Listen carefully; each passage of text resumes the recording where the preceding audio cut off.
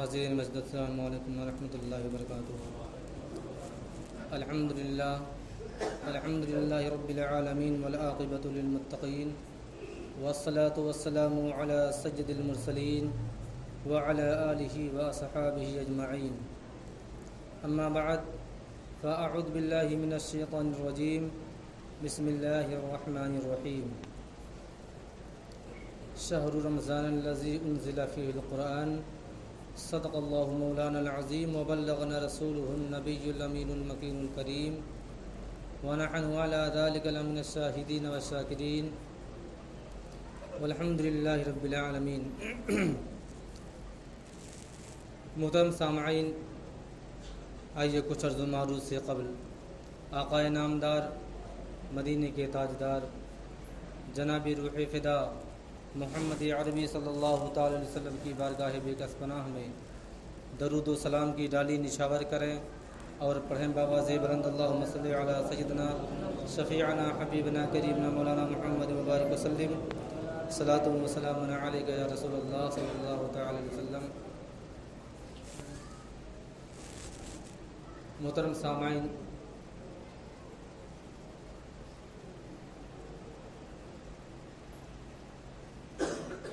کچھ واعظ و نصیحت سے پہلے ایک اعلان ہے جو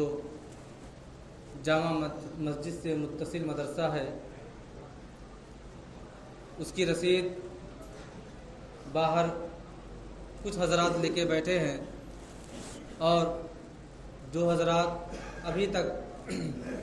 اپنے فطرے کی رقم یا زکوٰۃ کی رقم ادا نہ کیے ہوں، وہ حضرات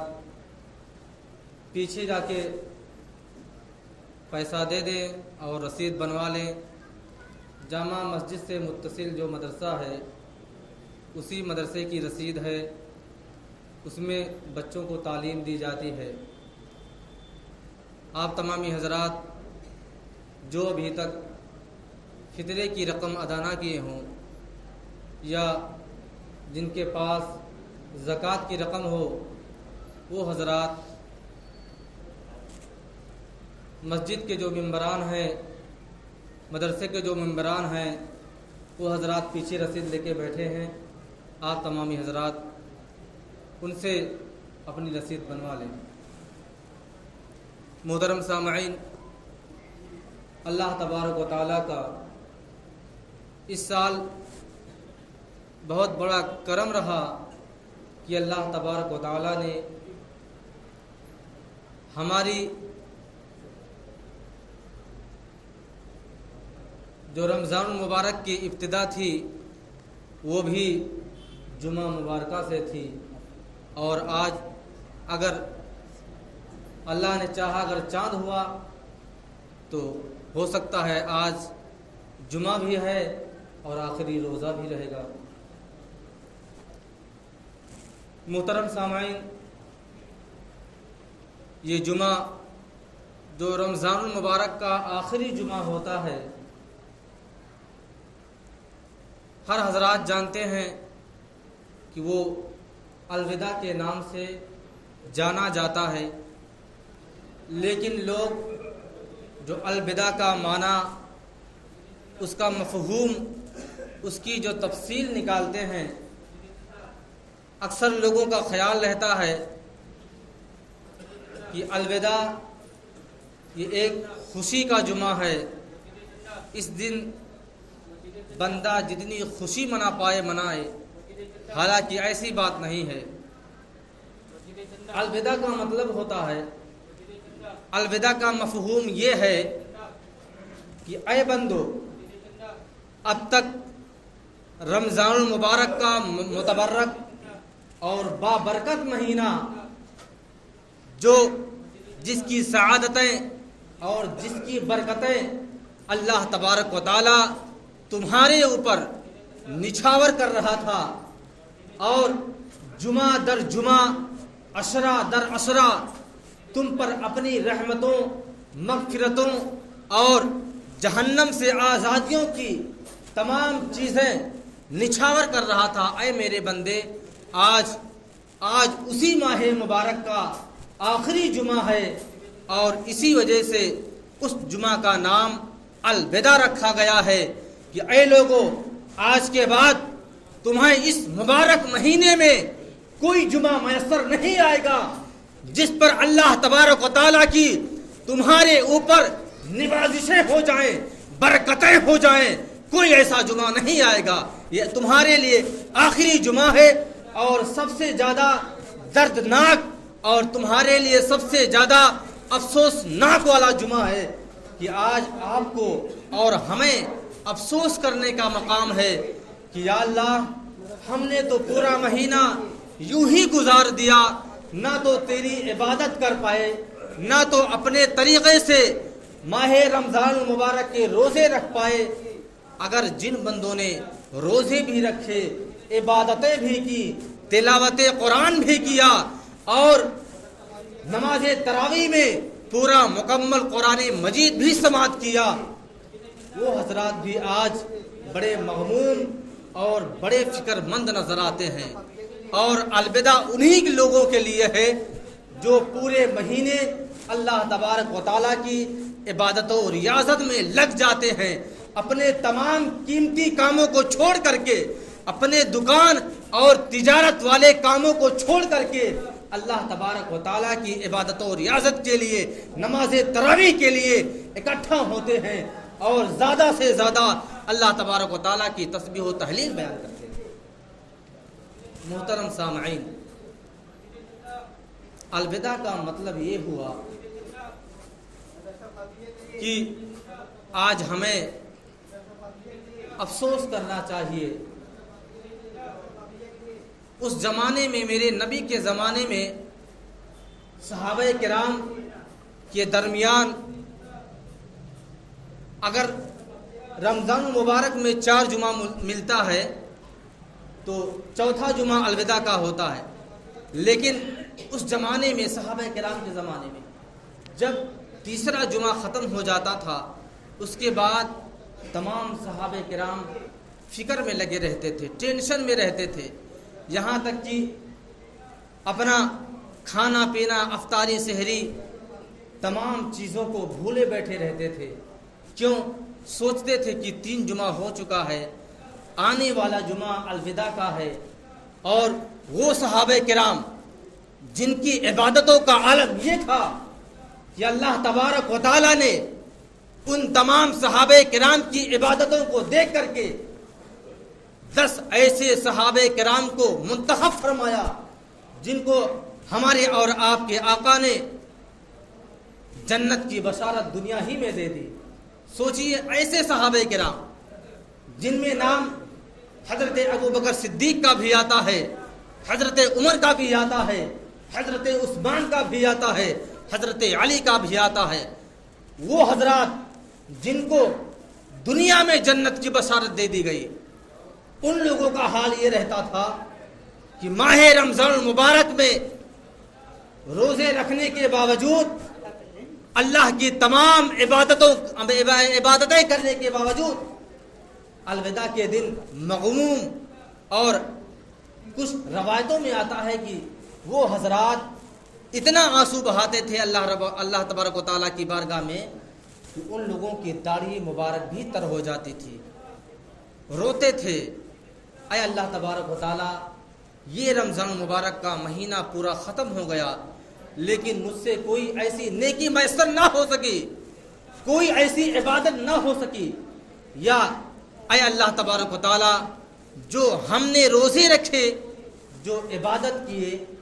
پتہ نہیں اللہ تبارک و تعالیٰ کی بارگاہ میں قبول ہوا یا نہیں ہوا۔ اللہ تبارک و تعالیٰ کی بارگاہ میں ہمارا تسبیح و تہلیل بیان کرنا، نماز تراویح ادا کرنا، تلاوت قرآن ادا کرنا، پڑھنا، یہ تمام عبادتیں ہمیں نہیں معلوم کہ اللہ تبارک و تعالیٰ نے اپنی بارگاہ میں قبول کیا یا نہیں کیا۔ قرآن مجید میں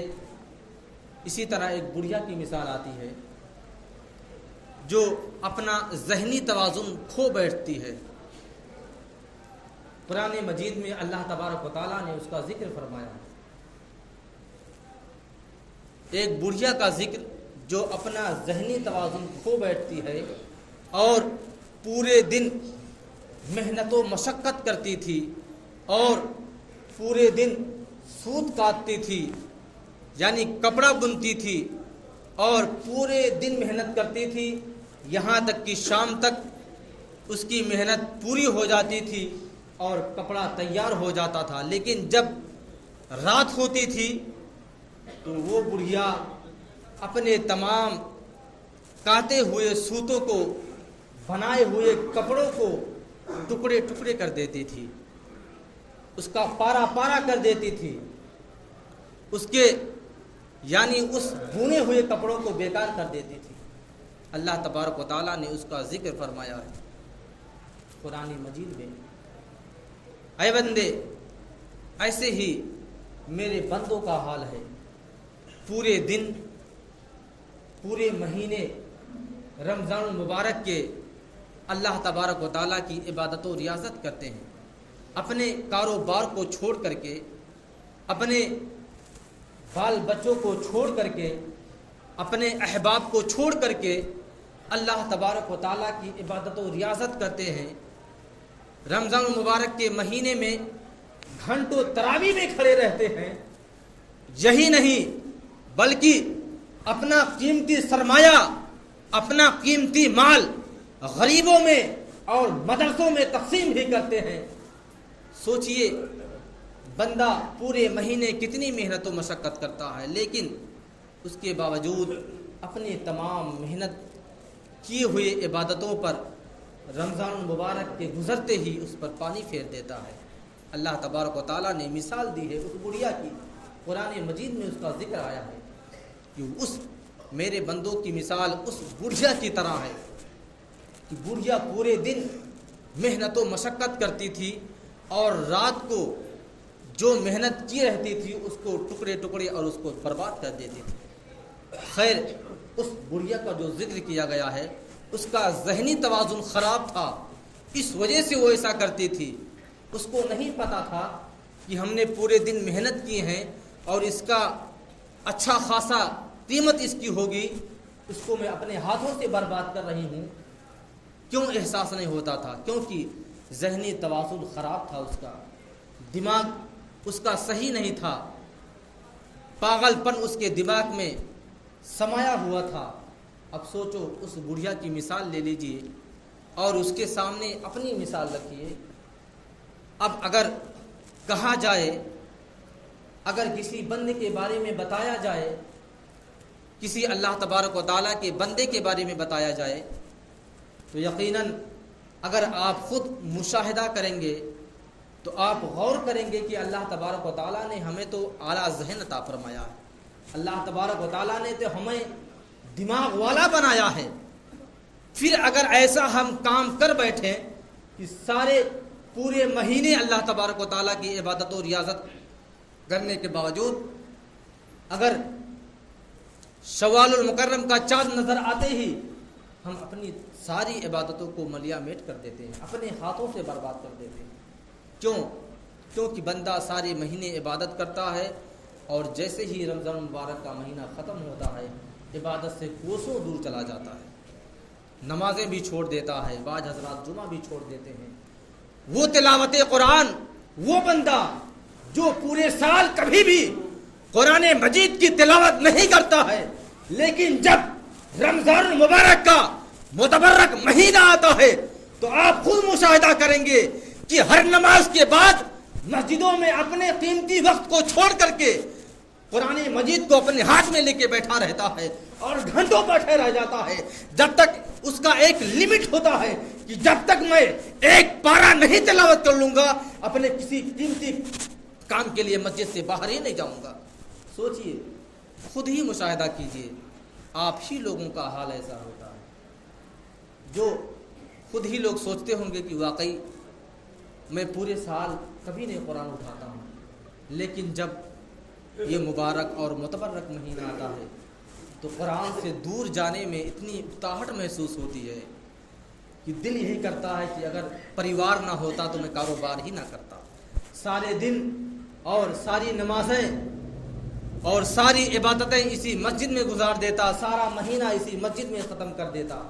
لیکن اللہ تبارک و تعالیٰ کی عبادت سے دور تو نہ رہتا۔ الوداع کے دن سب سے زیادہ خوشی انہی حضرات کو ہوتی ہے جو رمضان مبارک جیسا مبارک مہینہ پا کر کے اس مہینے کا ادب و احترام نہیں کرتے۔ ادب و احترام کرنے کا مطلب یہ ہے کہ اس ماہ مبارک میں روزہ نہ رکھتے ہوئے روزہ بھی نہیں رکھتے ہیں، اور اس کے بعد لوگوں کے سامنے کچھ بھی کھانے میں پانی پینے میں کراہیت بھی محسوس نہیں کرتے۔ سوچئے کتنی افسوس کی بات ہے، چند گٹکھوں کے لیے، دو چار کملا پسند کھانے کے لیے صرف پورے دن کا روزہ ترک کر دیتے ہیں۔ ایسی عبادت کہاں ملے گی؟ صرف ان کا ایک عمل رہتا ہے، بھلے پورا دن کھانا نہ ملے گھر سے، پورا دن پانی نہیں پئیں گے، کھانا نہیں کھائیں گے، لیکن چند گٹکھوں کے لیے ایسا عمل ہو جاتا ہے کہ اس کو چھوڑنے میں کراہیت محسوس ہوتی ہے۔ اور رمضان مبارک جیسے متبرک مہینے میں میں نے تو سینکڑوں لوگوں کو دیکھا ہے، چندے کے لیے جب نکلتا ہوں تو اکثر دکانوں میں دیکھتا ہوں، اسے پھاڑیں گے پڑیا، اسے ہاتھ میں لیں گے، اسے پھاڑیں گے، کوئی فکر نہیں ہے کہ نہیں؟ افسوس کرنے کا مقام ہے۔ تو خوشی کون مناتا ہے؟ جو اللہ تبارک و تعالیٰ کی عبادت و ریاست پورے مہینے دل جوئی کے ساتھ کرتا ہے، یقیناً اس کو آج کے دن خوشی نہیں ہوتی ہے۔ بہترین جوڑے، نئے جوڑے وہی بنواتا ہے جو اس ماہ مبارک میں روزے نہیں رکھتا ہے، جو اس کا ادب و احترام نہیں کرتا ہے، کیونکہ جو ادب کرے گا اس کو آج الوداع کے دن فکر ہوگی کہ اللہ تبارک و تعالیٰ اتنا مقدس مہینہ ہمارے درمیان سے ختم فرما رہا ہے، اسی فکر ہوگی۔ جو روزے نہیں رکھتے، جائیے دیکھیے ٹیلروں کی بھیڑ لگی رہتی ہے، درزی کی بھیڑ لگی رہتی ہے۔ آج جمعہ کا دن تھا، صبح سے بھیڑ لگی ہوئی تھی، الوداع ہے، ارے آج جمعہ، الوداع ہے، آج نیا لباس پہننا ہے۔ اور میں آپ کو بتا دوں کہ 80% لوگ آپ کو ایسے ہی ملیں گے جو رمضان میں روزے نہیں رکھتے، سب سے پہلے کپڑا عید کا وہی خریدتے ہیں۔ خود آپ احساس کریں گے، سب سے زیادہ شاپنگ اور مارکیٹنگ وہی کرتے ہیں جو اس ماہ مبارک میں روزے نہیں رکھتے، اس کا ادب و احترام نہیں کرتے، اور اس کی کسی بھی برکتوں سے بہت بہت دور رہتے ہیں۔ وہی لوگ سب سے زیادہ خوشی مناتے ہیں۔ بھائی انہیں تو نہ گرمی کی فکر ہے، نہ پیاس کی فکر ہے، نہ بھوک کی، کھانا بھر پیٹ کھا لیتے ہیں، ان کا جو عمل ہے وہ بھی پورا کر لیتے ہیں، اور دھوپ کی تپش میں روزہ رکھ کر کے جو روزہ دار ہوتا ہے یقیناً کبھی وہ شاپنگ کرنے نہیں جائے گا، دھوپ کی تپش میں نہیں جائے گا۔ اگر اس کو جانا ہوگا تو مغرب بعد چلا جائے گا، لیکن دھوپ کی تپش میں مارکیٹنگ کرنے 80% حضرات وہ جاتے ہیں جو اس ماہ مبارک میں روزے نہیں رکھتے۔ اللہ تبارک و تعالیٰ کی بہت بڑی پھٹکار ان کے لیے ہے۔ ہمارے اور آپ کے آقا نے ایک بات سب سے بڑی کہہ دی، سب سے بڑی بات کہہ کے چلے گئے، اور آج تک امت مسلمہ کو وہ میسج جاتا رہا ہے۔ آج میں آپ کے سامنے وہ بھی بات بتا دیتا ہوں۔ ہمارے اور آپ کے آقا نے فرمایا، اللہ تبارک و تعالیٰ کا بھی فرمان ہے کہ جس شخص نے اس ماہ مبارک کو پایا اور اپنی بخشش نہ کروا لیا، سب سے بڑا بدنصیب وہی شخص ہے۔ آج جو اپنی قسمت پر روتے ہیں نا، اپنی قسمت پر بہت لوگ روتے ہیں، ہائے میری قسمت ہی پھوٹ گئی، میری قسمت میں کیا لکھا ہوا ہے، میرا مقدر ہی خراب ہے، کیا کیا جائے۔ جو رمضان المبارک کے مہینے میں روزے نہیں رکھتے، جو اس کا ادب و احترام نہیں کرتے، یقین جانیے اللہ تبارک و تعالیٰ آپ کی قسمت کو اچھا نہیں بنا سکتا، آپ کا مقدر پورے سال خراب ہی رہے گا۔ لوگ سوچتے ہیں، اپنی قسمت پر روتے ہیں کہ اللہ تبارک و تعالیٰ نے میرے مقدر میں کیا لکھ دیا ہے۔ اللہ تبارک و تعالیٰ نے تمہارے مقدر میں نہیں لکھ دیا، بلکہ تم اسی طرح کرنے والے تھے، اس وجہ سے اللہ تبارک و تعالیٰ نے تمہارے مقدر میں وہی لکھ دیا جو تم دنیا میں کرنے والے تھے۔ اگر اپنے مقدر کو سنوارنا چاہتے ہو تو اس ماہ مبارک کا احترام کرو، اس کا ادب کرو۔ بہرحال آج تو الوداع ہے۔ اللہ تبارک و تعالیٰ کی بارگاہ میں دعا ہے کہ اللہ تبارک و تعالیٰ جس طرح ہمیں اور آپ کو اس ماہ مبارک میں روزے رکھنے اور اس کا ادب و احترام کرنے کی توفیق و رفیق عطا فرمایا ہے۔ اللہ تبارک و تعالی ہماری اور آپ کی عمروں میں اتنی درازگی عطا فرمائے کہ آئندہ بھی رمضان المبارک کا مبارک اور متبرک مہینہ نصیب فرمائے ہماری خدمت۔ اللہ تبارک و تعالی